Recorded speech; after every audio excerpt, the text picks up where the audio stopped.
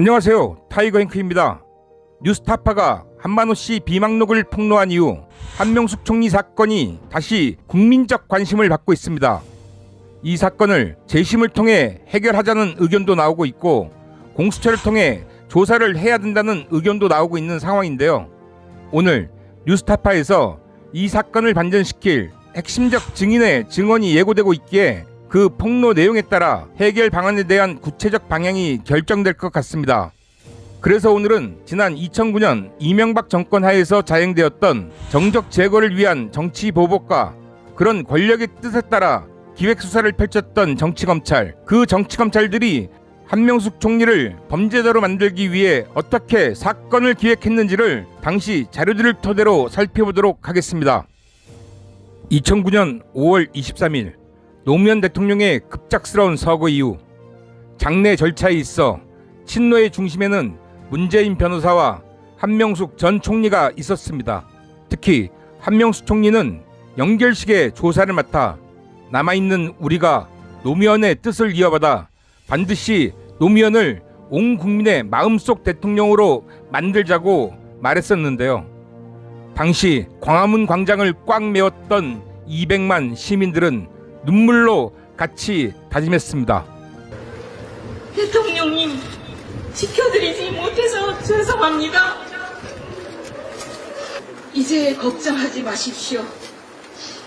이제 저희들이 님의 자취를 따라, 님의 꿈을 따라 우리 국민 모두가 손에 손을 잡고 대한민국의 꿈을 이루어내겠습니다.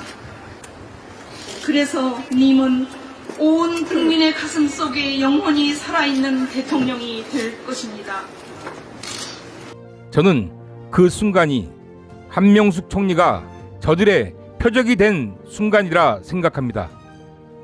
2008년 광우병 전국에서 촛불 시민들을 명박산성을 쌓고 무력으로 막아냈던 MB 정권, 그 과정을 통해 노무현 대통령을 목표로 정적 제거 공작을 펼쳤듯이 200만 시민들 앞에 노무현의 부활을 선언한 한명숙 또한 저들의 눈에는 제거해야 할 대상으로 보기에 충분했다는 생각인데요.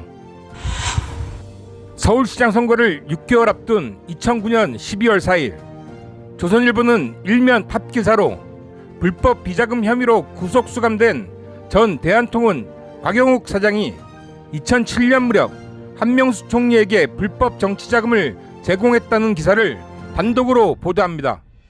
이 기사가 나간 후 준비라도 하고 있었다는 듯 검찰은 민주당의 유력 서울시장 후보인 한명숙 총리를 전격적으로 수사하기 시작했습니다. 민주당과 한명숙 총리는 표적 수사 및 조작 수사라 주장하며 저항했지만 거칠 것 없는 검찰의 행보 속에 결국은 기소되어 재판에 넘겨지게 되었습니다. 재판은 한마디로 코미디였습니다.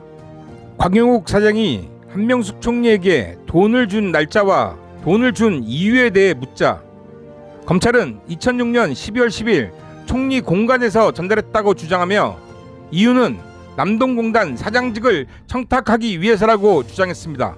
2006년 12월이면 남동공단 사장직과는 시기적으로 불일치한다고 주장하자 검사 측은 공소장을 2006년 석탄공사 사장직 청탁으로 변경했습니다. 변경된 공소장을 보고 변호인 측은 곽영욱 증인은 석탄공사 사장을 하지도 못했는데 어떻게 로비가 성립되는가 하고 물었습니다. 검사 측은 청탁이 성공하지 못했을 뿐 실패한 로비도 노비라는 명언을 남겼는데요. 이것이 끝이 아니었습니다. 2006년 12월 10일 곽영욱 증인이 총리 공간에서 미화 5만 불을 전달했다는 정황도 황당했습니다.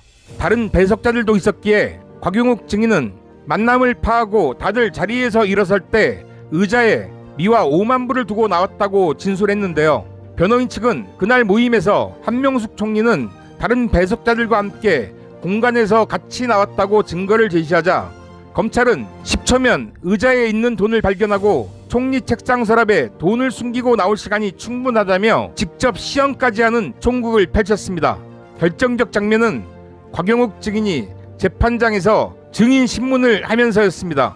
지금까지 모든 주장이 검찰 조사 때 자신이 죽을 것 같아 검찰 주장을 그대로 진술했다고 강압에 의한 진술이었던 점을 밝혔던 것이었습니다. 서울중앙지검 형사합의 27부 김영두 부장판사는 2010년 4월 9일 선고 공판에서 곽 전 사장이 뇌물을 공유했다는 사실이 인정하기 어렵다고 무죄 판결을 했습니다. 또 판결문에는 검찰 조사의 시간 등이 증인에 영향을 끼친 것 같다는 내용을 적시하며 검찰의 강압 수사로 허위 진술을 받아낸 점을 지적했는데요. 이렇게 모든 것은 순리대로 끝나는 듯 보였습니다. 하지만 포기를 모르는 정치검찰은 곽영욱 사건이 무죄 판결이 날 것으로 예상되자 이번엔 다른 사건으로 구속되어 있던 한만호라는 건설업자를 불러 한만호가 한명숙 총리에게 9억 원의 뇌물을 주었다고 하는 다른 사건을 만들어 또다시 한명숙 총리를 기소하게 되는데요. 이 사건이 지금 뉴스타파에서 보도되어 화제가 되고 있는 한만호 비망록 사건의 토대가 되는 사건입니다.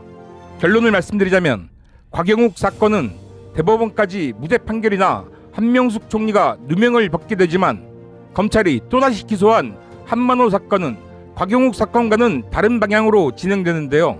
한만호 사건에 대해서는 뉴스타파에서 오늘 보도한 내용까지 정리하여 다음 2편에서 자세히 설명드리도록 하겠습니다. 끝까지 시청해 주셔서 감사합니다.